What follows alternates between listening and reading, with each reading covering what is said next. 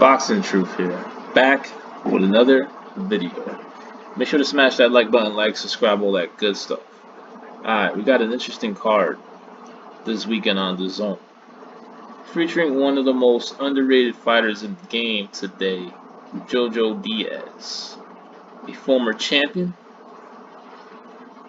of the IBF at 130 pounds, has campaigned as low as featherweight, has run a record of 31 wins, 1 loss, 1 draw, 15 KOs. Razor sharp, southpaw, boxer, puncher, steadily improving, now 28 years old, in the prime of his career. Diaz has a big fight, big assignment this weekend as he takes on Javier Fortuna for an interim strap in the lightweight division.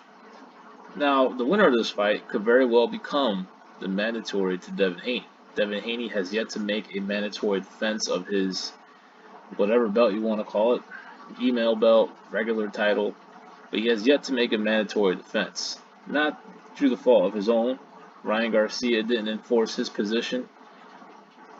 Fortuna fight got pulled, it fell through a couple of times, or they didn't take the fight. Well, I don't know what the fuck happened. Linares ended up getting the assignment.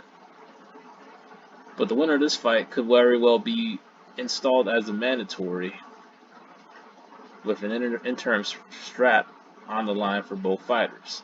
Now, the bookmakers unfortunately know that Diaz is going to win this fight. I finally found odds on the fight. I was hoping Diaz is going to be the underdog.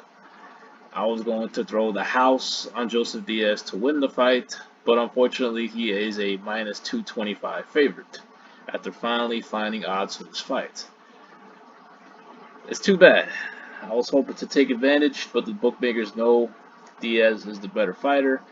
He is too sharp, too good. He is just the better fighter overall, and he should handily beat Fortuna, he's a good fighter. He's got some decent power, but this is not his best division.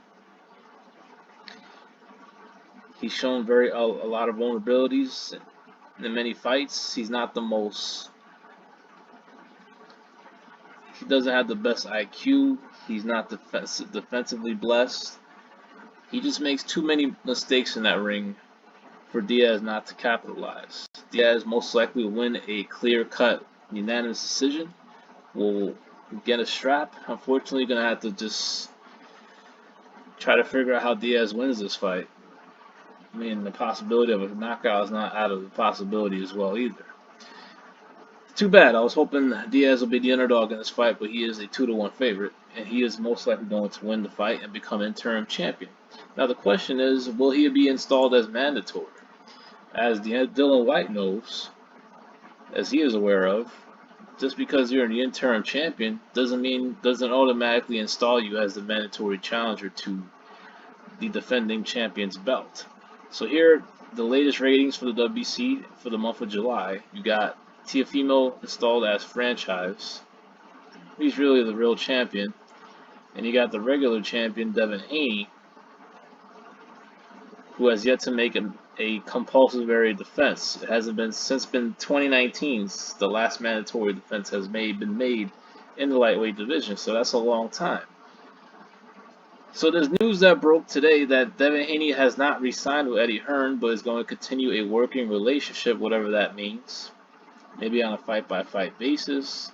A possibility for Haney to make the biggest fight possible.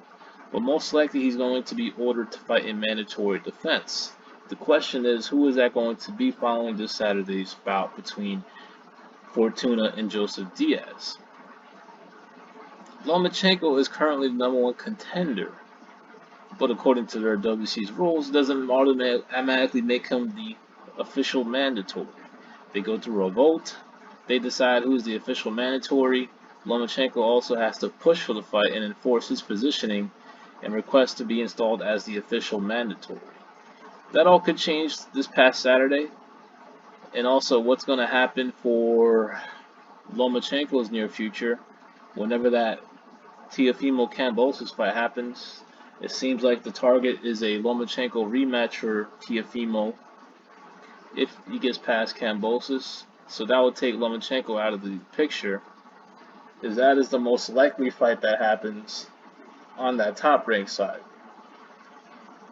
But Joseph Diaz is a hell of a fight for Devin Haney in a very significant, very competitive fight. Diaz can pull off the upset here. He's very underrated. He can fight.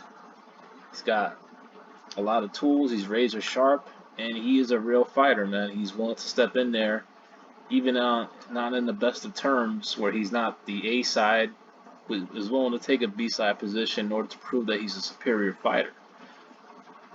It's an interesting fight, a real fight for Devin Haney in a more difficult fight compared to a Linares fight. Linares was a step in the right direction, but Linares was about 3 to 4 years past his prime.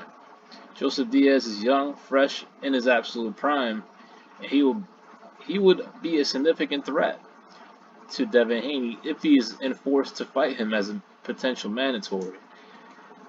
And that's a very, very high probability because Joseph Diaz is going to beat Javier Fortuna this Saturday. There's no doubt about it. Just too damn bad. The bookmakers know that he's going to beat him too. Minus 225 favorite. That really is a major buzzkill when it comes to betting this fight. But y'all let me know what y'all think. Is Devin Haney going to dock Joseph Diaz? Very high possibility. But if he is able to entice one of the bigger names to fight him, all will be forgiven. But the Teofimo fight, doubt it happens. Gervonta ain't gonna fight Devin Haney. That shit ain't gonna happen. They'll keep it in-house PDC for the time being. So what big fights out there for Devin Haney if the Lomachenko Lopez fights happens and Jojo ends up becoming the interim champion? To me, that's his best option. Jojo Diaz, Devin Haney will be a hell of a fight.